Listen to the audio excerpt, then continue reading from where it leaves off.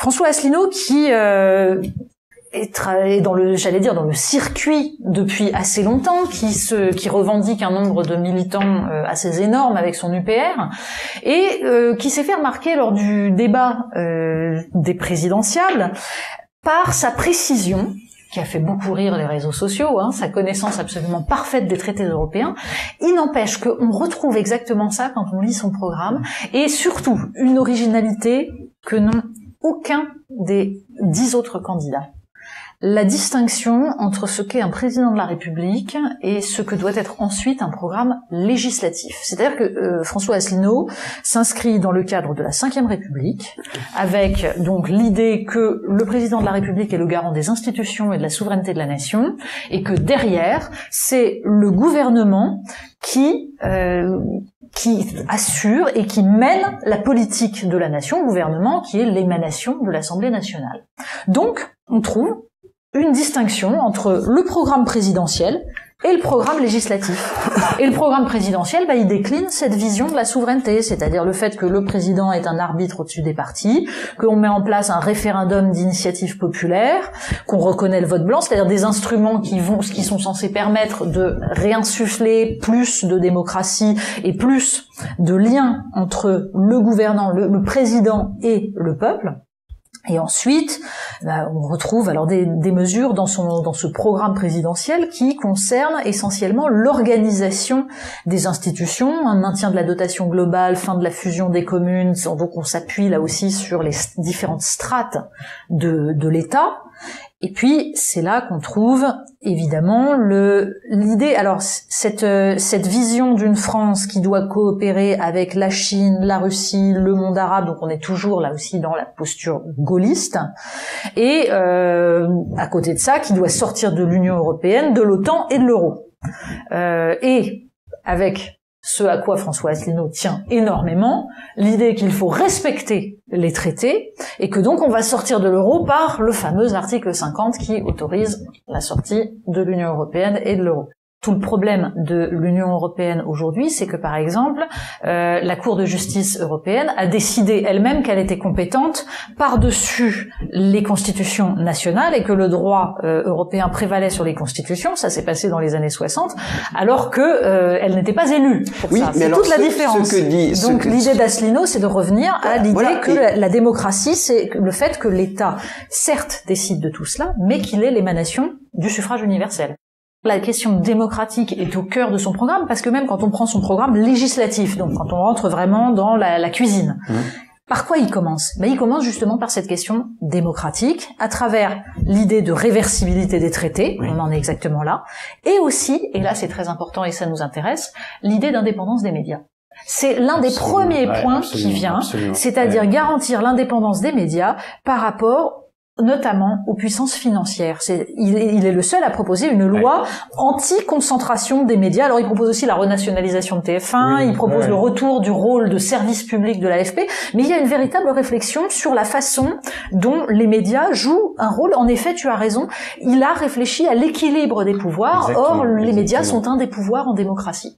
En plus, alors ce qui est intéressant aussi dans la suite du programme, c'est qu'il y a cette dimension média sur la question démocratique, et juste après, il y a la question qui là aussi est totalement sous-traitée dans les autres programmes, la question du numérique.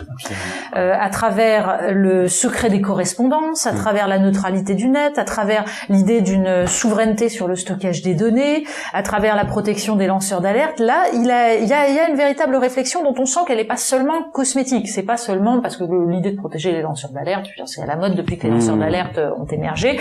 Là, on sent que c'est aussi, en effet, une question de cohérence. Il se prononce contre la vidéosurveillance, c'est-à-dire contre tout ce qui pourrait empiéter sur la vie individuelle. On sent en effet une réflexion sur la différence entre espace privé et espace public, comment la démocratie se construit sur cette différence et comment il faut préserver l'espace privé pour permettre à l'espace public de fonctionner. Un véritable libéralisme politique ne peut s'appuyer que sur la souveraineté. Et que c'est parce qu'il y a la souveraineté et une protection aux frontières qu'on peut avoir une véritable liberté à l'intérieur et qu'on peut justement faire respirer le système. Et c'est ça qui est intéressant. Les deux vont de pair. J'ai l'impression qu'il veut faire ce compromis. Il me semble que c'est l'idée qu'aujourd'hui, au contraire, nous avons un espace totalement ouvert et du coup, on rajoute de la norme et de la contrainte pour essayer de faire croire qu'on a une prise sur cet espace ouvert. Là, on a la logique radicalement inverse, mais qui n'est pas tout à fait le libéralisme à l'anglo-saxonne, en ceci que il est, et c'est Benjamin qui le disait tout à l'heure, beaucoup moins axé sur l'extension des droits individuels. C'est-à-dire, c'est pas tout à fait son problème. Il y a une façon de préserver la liberté individuelle, mais c'est pas une extension des droits individuels. C'est pas la même chose. Oui. Alors après, en effet, il y a du coup des points un peu aveugle dans ce programme, par exemple la question de la lutte contre le terrorisme, la question de la laïcité qui est traitée assez vite. Oui. Bon, tout ça disparaît un peu au profit d'une réflexion toujours sur la souveraineté, et en particulier la souveraineté financière, où là, il y a vraiment un volet extrêmement profond, puisque l'idée, c'est, alors évidemment, on revient sur la loi de 73, donc la Banque de France finance l'État, on contrôle les capitaux, il y a cette reprise en main face aux grands intérêts financiers, et notamment avec l'idée de renationaliser les compagnies d'autoroutes, ce que Bayrou appelait le scandale du siècle, et il avait totalement raison, l'idée qu'on a donné une manne financière aux autoroutes. Il y a l'idée de virer Goldman Sachs d'à peu près tous les endroits où ses représentants se sont introduits, ce qui là non plus n'est pas complètement illégitime quand on y pense. Enfin, il y a une réflexion, évidemment réforme bancaire, interdiction du lobbying, c'est-à-dire la reprise en main de tous les leviers de l'économie face à des intérêts qui ont grignoté l'espace public. En gros, la logique, c'est ça. Cette articulation entre étatisme et liberté, on la trouve aussi sur sur toutes les questions agricoles. C'est assez intéressant. C'est-à-dire qu'il y a à la fois la protection des terres arables, la lutte contre l'étalement urbain, ce qui implique une politique volontariste, une politique de contrôle, et en même temps, il y a cette chose qui est absolument cruciale, libération des semences. C'est-à-dire l'idée qu'on va arrêter d'interdire aux paysans d'utiliser leurs propres semences. Et là aussi, on est dans la lutte contre les grands intérêts financiers. C'est-à-dire qu'aujourd'hui, les semences, elles sont confisquées par quelques grandes multinationales qui maîtrisent, en gros, la propriété intellectuelle. D'ailleurs, il veut interdire l'étiquetage du vivant, il veut interdire le brevetage du vivant pour permettre à chacun d'utiliser réellement et de reconquérir, là aussi, sa souveraineté. C'est-à-dire que dans tous les domaines, il a décliné cette vision-là. Alors après, en effet, sur les questions sociétales, en revanche, sur l'école, il évoque l'idée qu'il faut revenir à l'effort par des prix et des bourses, qu'il faut s'appuyer sur des méthodes éprouvées. Bon, c'est la base, quoi. C'est la base, mais ça, là aussi, bon, ça va mieux en le disant. Même si il ne va pas très loin sur ces questions-là. On sent que ça n'est qu'une des déclinaisons de cette logique globale.